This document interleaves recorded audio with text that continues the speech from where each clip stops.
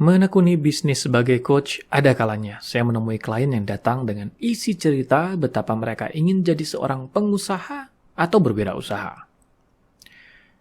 Tapi selain jenis klien yang datang dengan cerita ingin menjadi seorang wirausahawan, ada juga jenis-jenis klien lain yang saya tangani yang memang sudah berlatar seorang wirausahawan.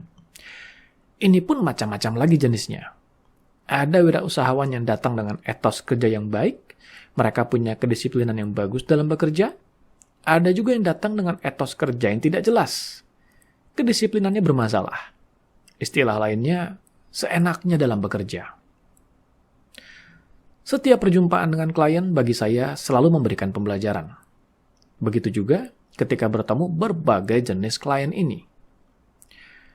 Pembelajaran yang saya dapatkan adalah betapa kualitas niat sangatlah menentukan cara seseorang mengejar, mencapai, dan mempertahankan yang diinginkannya.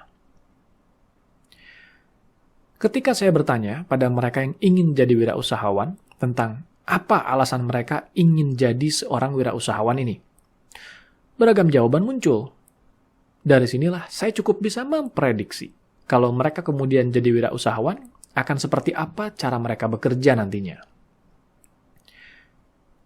Ada yang menceritakan alasannya ingin jadi wirausahawan adalah karena ia ingin bisa bebas, ingin bisa mengatur waktunya sendiri, dan bahkan ingin bisa hidup santai, karena bisnisnya sudah bisa berjalan tanpa diawasi.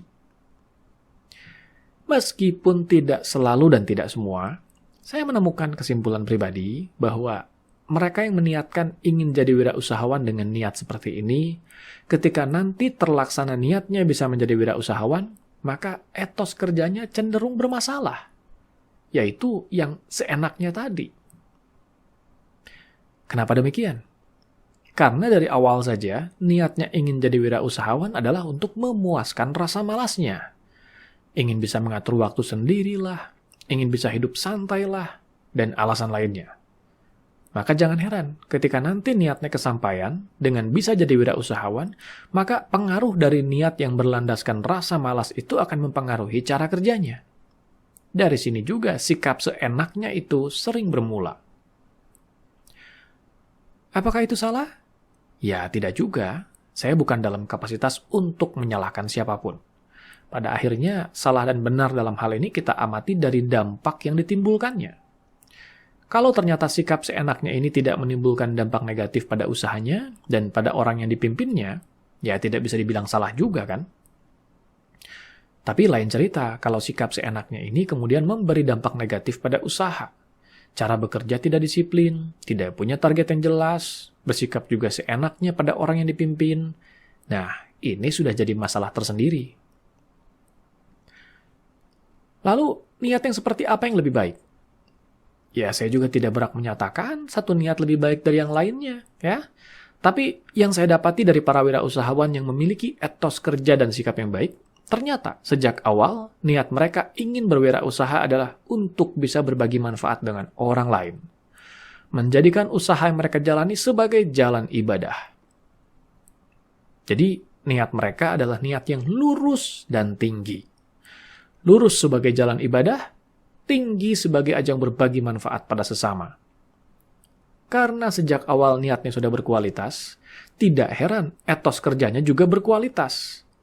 Punya target yang jelas, punya rencana yang bagus, melakukan aksi tindakan yang berkualitas, disiplin, jadi teladan, dan bersikap baik juga pada orang yang dipimpinnya.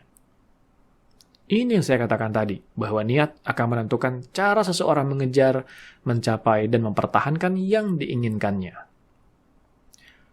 Bukan hanya dalam berwirausaha loh ya. Urusan niat ini akan mempengaruhi berbagai jenis urusan yang kita jalankan.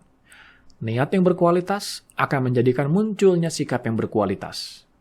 Begitu juga niat yang seenaknya akan menjadikan munculnya sikap yang seenaknya. Jadi, dalam apapun yang dilakukan, luruskan niat. Jadikan yang dilakukan sebagai jalan ibadah.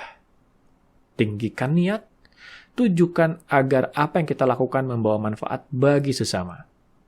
Mulai dengan niat yang berkualitas.